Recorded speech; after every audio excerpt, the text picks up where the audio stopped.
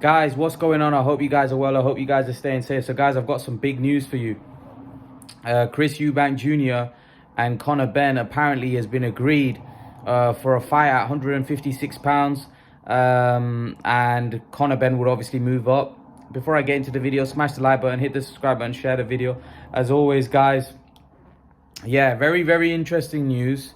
A fight which I don't particularly like. I think it's a nothing type of fight. I think at the stage of both of their careers, I think Eubank should be going for a world title shot right now. You know, it's and Conor Benn should be looking to gear himself to put himself in a position where he can fight for a world title as well. I think it's a rubbish fight. I do, and I know people are probably going to disagree with me. I don't think it's a great fight. I think it's a fight which is coming at a stage in their careers where I don't really see what either guy benefits from it. I think the size difference, I think it comes down, I think the fight even is all about weight. It's terrible. Basically, the fight comes down to who, basically, for me, it comes down to how Chris Eubank does the weight. If Chris Eubank at 156 pounds is fit enough to go 12 rounds, isn't handicapped in any way, isn't affected by the weight, isn't drained, then he wins the fight comfortably. I don't understand. There's people out there, you know, experts out there that talk about the sport, get paid to talk about the sport, that actually think that Conor Benn has a chance. Conor Benn hasn't fought anybody at world level. You know, he's fought a lot of guys that are, you know, I would call fighters that are past their best, that were kind of fringe level, were never the best. Like he fought Granados, he fought Sammy Vargas, he fought Van Herden. But these are guys that were always beaten by the best guys. And they were kind of gatekeepers, and they were past their best gatekeepers. Now, I don't see how people think that Conor Benn's got a chance in this fight. Like, if Eubank fights the way he normally fights, right? And Conor Benn, from what we've seen so far, he goes in there and Chris Eubank's got a great chin.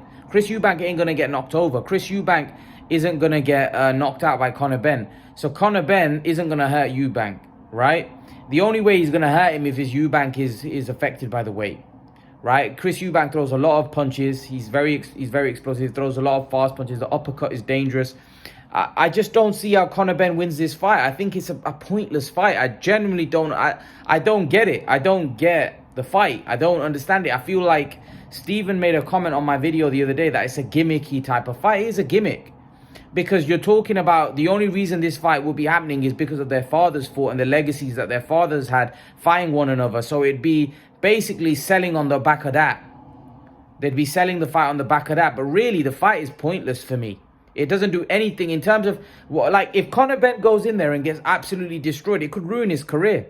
How do we know where, like, Conor Benn is one of those guys right now where, for me, I think he's a bit like Kell Brook, where Kell Brook was another fighter. We never really got to find out how good Kell Brook was because Eddie Hearn was matching him in a certain way where he was fighting so many lower level opposition where we literally didn't even find out how good Conor Benn was. Then Kell was finally put in with Golovkin when really that was a silly fight, and he ended up getting damaged as a result of that. That could happen to Conor Benn. People say, well, Eubank ain't Golovkin, but Conor ain't Kell either. So the point I'm trying to make is that this fight for me is a nothing fight. It's a more hiding to nothing. Now, Kell went up to 150. I mean, Kell went up to 160. This is 160. So Conor has some advantages in his favor. And we don't know how Eubank's going to be at 156. But the point is, even the fight itself is a gimmicky fight in the sense that it all comes down to the weight. There's no skill. I'm not saying here, well, if Conor does this, if Conor does this. No. Conor can't win this fight for me. And I know I had someone else comment on my video saying, Imran, I can guarantee you that Conor's going to win this fight and Conor can win this fight. No, he's too small. Like, weight matters. Conor's not... he's too small. He's not going to beat Chris Eubank. He's not. Eubank is tough. He's got a great chin. And Eubank is fast. And Conor Benn likes to have a scrap. Conor Benn hasn't really shown me that he's a great boxer. You know, Eubank is going to get to him. And Eubank can do some serious damage. He's much bigger than Conor Benn.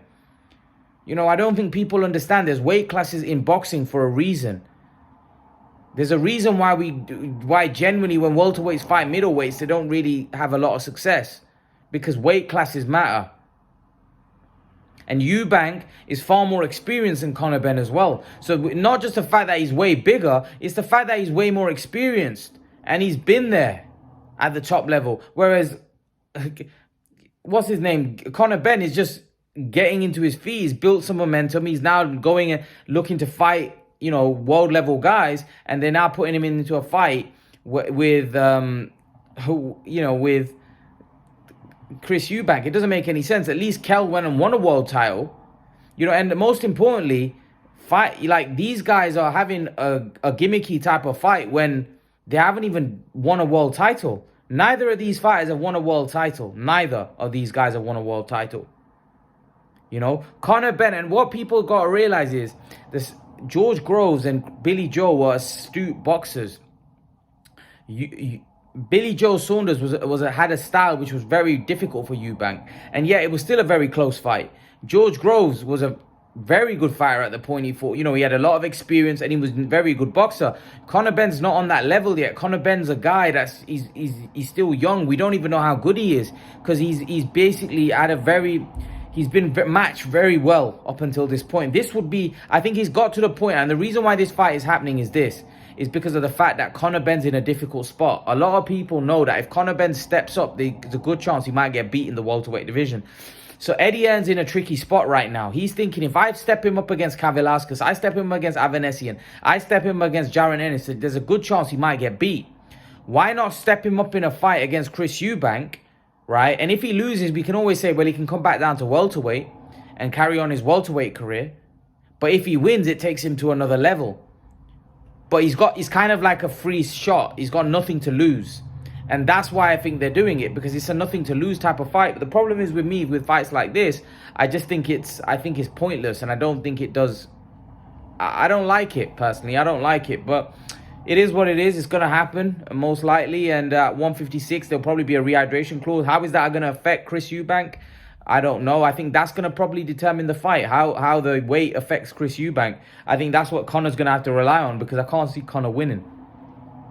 Just my opinion. Leave your thoughts in the comment section below. Let me know what you think, and I'll see you guys in the next video. Peace.